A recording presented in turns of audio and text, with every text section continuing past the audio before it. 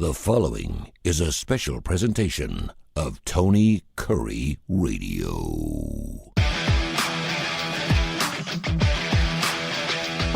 Welcome back to another award-winning Keefer and Kurre show here on TKR. Very easy to find us. Of course, if you're listening to TKR right now, you know how to do it. Get that TKR app, and of course, you can listen to it through Android or Apple. If you missed the show, you can listen to it wherever you get your favorite podcasts. We're available on every major indice, and of course, you can also see us on our YouTube channel.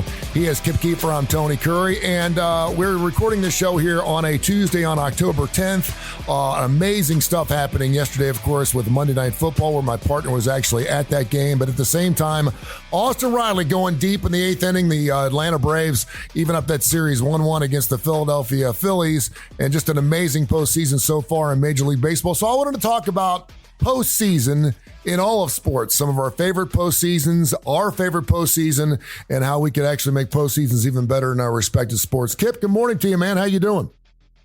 Hey, Tony, I'm surviving. I'm not going to have the audacity to complain because this is exactly the kind of week I wanted to have.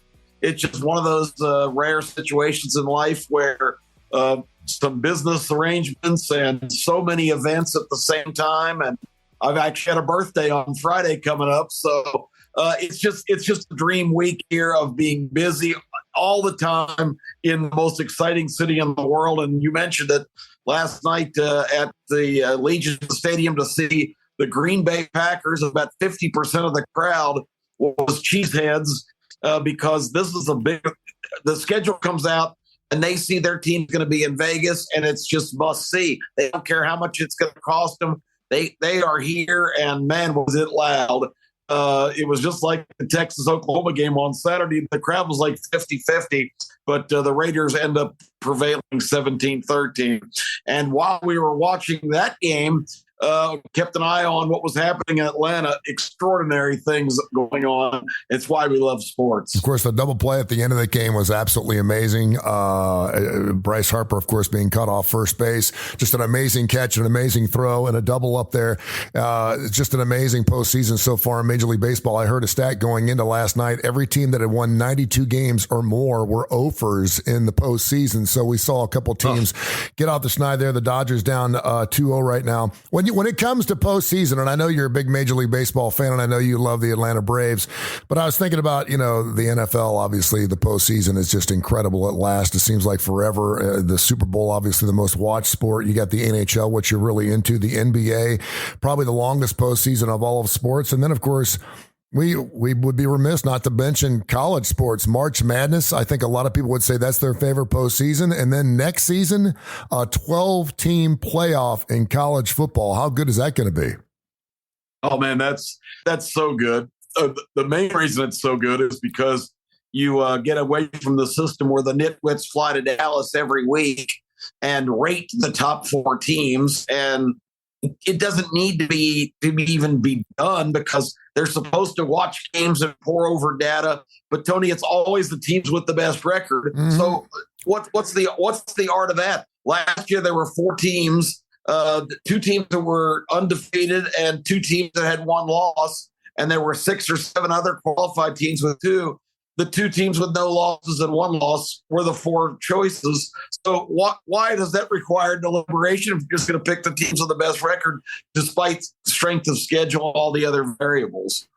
No, it's going to be amazing. It was kind of fun to go back over the last, say, 6 or 7 seasons and just see who finished in the top 12 to see who would have gotten in, because you're going to have group of 5 teams in.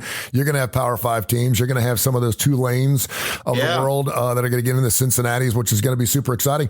And something else that I've been remiss to bring up, and I know this has been a push right now, and the NCAA is actually working with college basketball because that is their cash cow, March Madness, because the CFP is actually a different identity all alone. The NCAA is not part of that money pie, but they're talking about doubling the field for March Madness sometime within the next 2 to 3 years. So you'd actually have 68 times 2, 76 teams getting into March Madness, which makes sense because you're talking well over 300 teams. And of all the major sports, it is the least amount of teams that actually make the postseason. So that postseason may get a lot better too. That's going to be very interesting to see. I hope they don't dabble too much because if it ain't broke, don't fix it. Mm-hmm. And the NCAA tournament is not broke, amazingly, considering the organization that's calling a lot of the shots. And you're right, Tony. And I this day don't understand it, but if folks aren't up to date or realize this. Georgia and Oklahoma were the litigants in a lawsuit against the NCAA to try to strip them of the television rights. The football power, the conferences led by those two schools won that lawsuit. The NCAA lost all rights and control of the college football situation, which is why we have the evolution of playoffs and whatnot. They still haven't gotten it right. But you're right. All of the revenue that the prehistoric NCAA relies upon comes from that one event, March Madness. It indeed does. And it's hard to believe, too, because we're into week 7 of college football. And by the way, make sure you check out our show on ABC 3340. It's called The Starting Lineup with Kip, Keefer, and Tony Kurre every Saturday morning from 10:30 to 11 o'clock. We have the legend on there, Terry Quillian on there, Case Keefer giving his plays from the desert. We'll do that again this Saturday morning from 10:30 to 11 o'clock. And Kip, I do want you to talk about, you were obviously in an NFL game last night. You're watching Major League Baseball, the postseason. Talk about some of the postseason games. I have not been as blessed as you have been. I've been to some national championship games. I've been to some March Madness games. I have been to a Major League Baseball playoff game, but I know you've been into some NHL. But just talk about some of the intricacies and some of the differences between some of the postseasons you've seen. Well, I mean, you mentioned baseball. I was struck with the irony last night because, Saturday we do a college football show, and I'm consumed with college and NFL football this time of year. And I have invested, Tony, over the last 6 months. I think out of the 162 Braves games, I probably conservatively, I may be a little bit off, but it can't be much. I think I've watched 140 of the 162 Braves games this year. Yeah. And sometimes even coming home and watching the replay that comes on about an hour after the game, where they run it again till like after midnight. Mm-hmm. So with that being said, I watched almost every moment of this Braves miraculous season where they smashed so many records and actually tied for the most home runs in a season ever hit with 307. And they did that in the bottom of the 9th of the very last game to tie that record. So it's been miraculous. The thing that strikes me about baseball, though, is the way it's scheduled right in the middle of the football season. And baseball might be the national pastime, but football is the king, especially the NFL. And it was so ridiculous to me that they started all 4 of their playoff series on Saturday, against college football.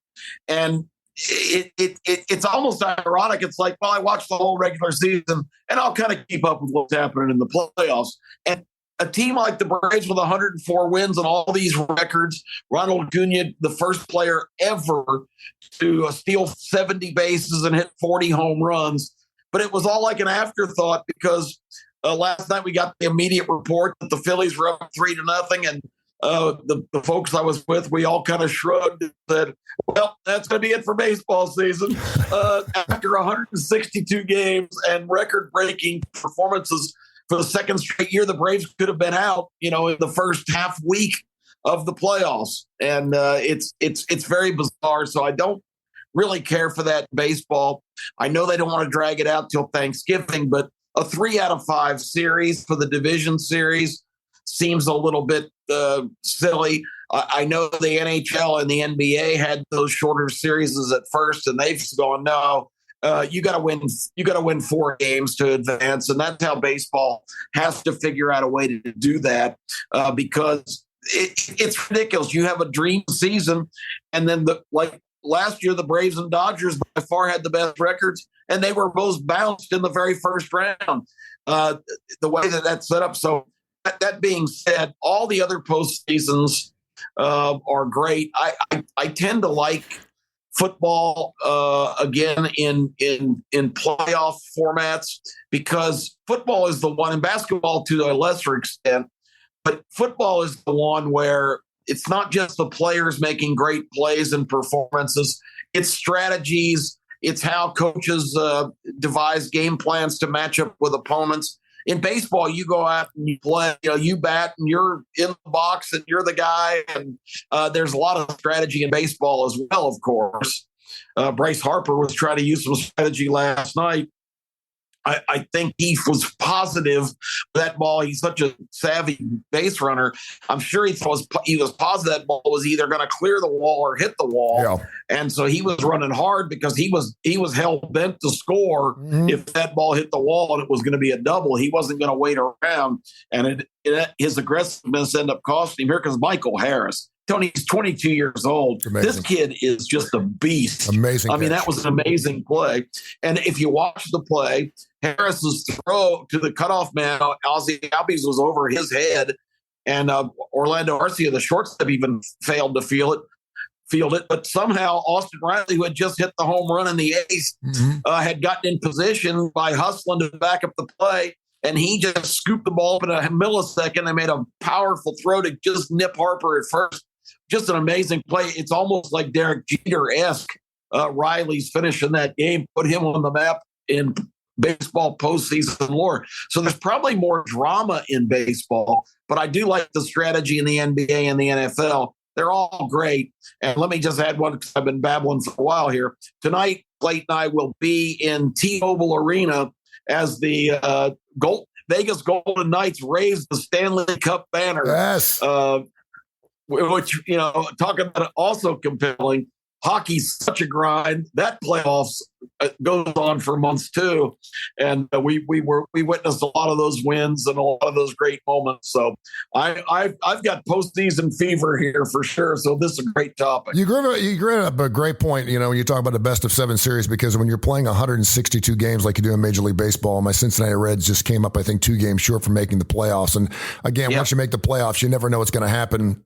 I hated the wild card, the 1-game playoff that they had. You're playing an entire season, and as a fan, I can only imagine how the players feel. But as a fan, and I think that's why the NFL playoffs are so wonderful, and there's such an immediacy to it, because it's a 1 game and you're out, you're done. And much like the NCAA March Madness as well, I do like the playoff series where you can actually lose a game, because on any given night you can have, or any given Sunday you can have a bad game, and that should not dictate the entire season. But I also understand you're talking a 17-game series or a 17-game season as opposed to 162 games. But the other thing too is in the NBA playoffs, which is by far I think the longest postseason.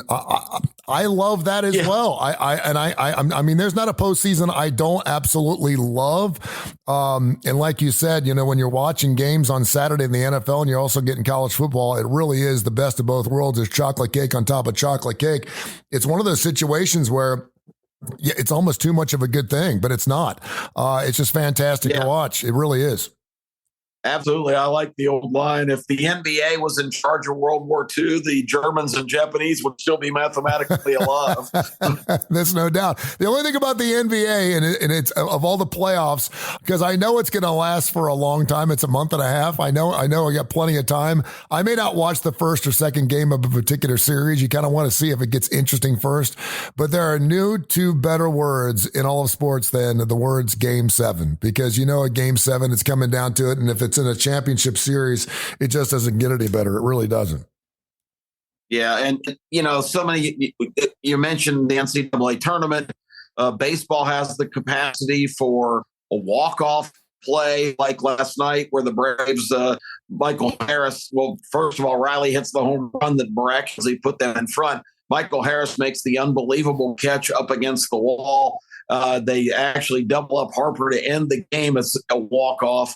And you've also got, of course, overtimes in hockey. That's really nail-biting when you're in sudden death overtime in hockey. And if somebody makes a mistake or a puck takes a bad bounce, the game can just be over. So the drama in the postseason is amazing. And in the sports where it can just end in an instant, that's the best of all, because that's the ultimate drama. So talk about real quick before we fly here. And I know that you're in Las Vegas as you do this show, so we don't want to keep you too long. I hear Keefer and Kurre show here on TKR and Tony Kurre Radio, wherever you get your podcast. You can hear it on every major industry and, of course, also on our YouTube channel. The starting lineup, which is going to be happening this Saturday morning from 10:30 to 11 o'clock on ABC 3340. How do you think college football will change, since we love college football around here, with a 12-team playoff next season? It's a step in the direction, and I guess it's a direction that it had to eventually go because of the money becoming so immense with the expanded playoff and all of the keen interest, in all this shuffling around and everybody changing conferences. I think, Tony, we're getting really close to having the model basically taking shape now, that we're going to have 2 or 3 major conferences that are going to be playing on a completely different level than all of these secondary schools that you see all early parts of schedules. And I think it's going to become more of kind of a atmosphere of the same model that professional ball uses. And, there was just fierce resistance for years and years from the old school bowl system, because there were enough influential people, and just, that was enough ingrained in everybody's consciousness. I mean, right up to the very end here, the Rose Bowl, which fancies themselves as the granddaddy of them all and all that stuff. Of course, it's the Big Ten and Pac-12 private party, which I've always had a problem with. But, for some traditionalists, that's as it should be. But do you know the Rose Bowl was holding out to the last minute of even signing off on this expanded playoff, unless they were guaranteed their starting slot that they had for the last 60 years of 3 o'clock Pacific time on New Year's Day, guaranteed, no exceptions. And finally, in really kind of a changing of the guard symbolism, the current powers that be said, no, we're not going to do that. And you've got till the end of the day to let us to sign off on this or declare yourself out. And you will not be part of the bowl rotation and will never host a national championship game. You will be left out of the deal if you don't sign on. And guess who blinked? The Rose Bowl goes, well, okay, whatever. So, it's funny. That was kind of the old boys network, and it's given way now to the actual television networks. But I think we're going to have 2 and maybe 3 super conferences, and that's what's all these cupcake games and all these ridiculous wastes of that are just revenue generators are going to go away, and that's sad for those middle level schools, because they depend on the revenue from the games when they go to those big stadiums. But they're going to have to find a formula that works for them, because the ship is getting ready to sail. That's going to be more like pro football. And how ironic, too, that the 12-team playoff did not start this year, because you got 7 teams in the Pac-12, now the Pac-2, that are actually in the top 25. You'd probably have 2 or 3. In the Pac-12, if you look at the history, even through the BCS, they've just been pretty much shut out. It has nothing to do with West Coast times. They usually have 5 or 6 teams doing really well halfway through the season. They end up beating each other up, and they get out, because if you got 1 or 2 losses, you don't make it. This year, perhaps they'd have 2 or 3 in if you had a 12-team playoff, just because so many teams out of the Pac-12 are performing well. We'll see what happens with that Pac-2 next season, whether it's actually going to be even alive or not. I think it's going to be super exciting again anytime I think you add anything. I know the purists in all of our sports are like, oh, great, we have teams that are sub 500 making playoffs. Listen, the more the better. I am a bowl game guy. If you want to have 60 bowl games, I'm all about it. I'll watch Northern Illinois taking on Buffalo on a Saturday anytime. I have no problem watching college football, regardless of how lousy the 2 teams are. Any college football is better than no college football at all. So I'm happy to see it going, but I think it's just going to be incredibly amazing, and I think it's going to be a lot of excitement. And I do think the fact that, some of the little boys, some of those group of 5 teams are now going to get a shot. You win out, regardless of your schedule. You win out, chances are you're going to be in the top 12. You'll get a chance to play for a national championship. You won't win it, but at least you get a shot to knock somebody off. Yes, that's how many Cinderellas do we get behind in the NCAA tournament that you really deep down know they're probably not. There's no way they're going to go all the way, but every step they take builds more and more excitement. I have to ask you real quick, Tony.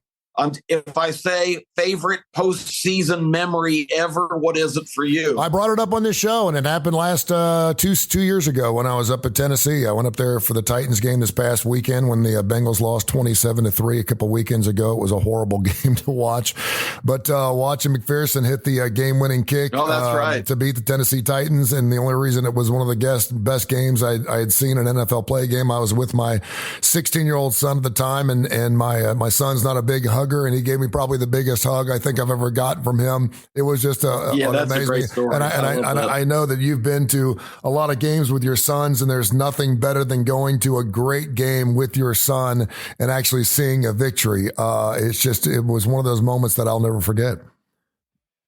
Yeah, and I'm glad you mentioned that, because I talked about the Stanley Cup run last year. And to be able to kind of to share that with my youngest son, Plate, who is just a huge Golden Knights fan.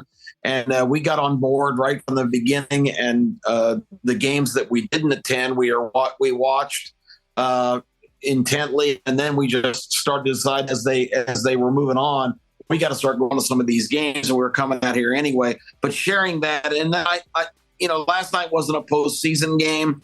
But just to be in the Raiders Stadium, and we got there early enough where Case came down from the press box. My oldest son, who is the sports editor for the newspaper here, he's in the press box for every game. And just seeing him walk up and wearing his big credential there and sharing the game with both of my sons, it's a great dad moment of tremendous gratification and thankfulness that both of my sons are like me. They just live for sports, and both of them are making a living in the industry, and it just can't be more wonderful than that. So as far as the postseason, every season, that's the thing that means the most to me. You're hot stuff, man. Coming up this weekend, again, we're on every Saturday morning from 10:30 to 11 o'clock on ABC 3340. Butts up against that ACC early game of the week. Check out Kip, Keefer, and Tony Kurre, a show called The Starting Lineup. We'll have the legend giving his Tide forecast. They got a big victory against A&M this weekend. Auburn back on at Saturday night in LSU. A big ball game for them.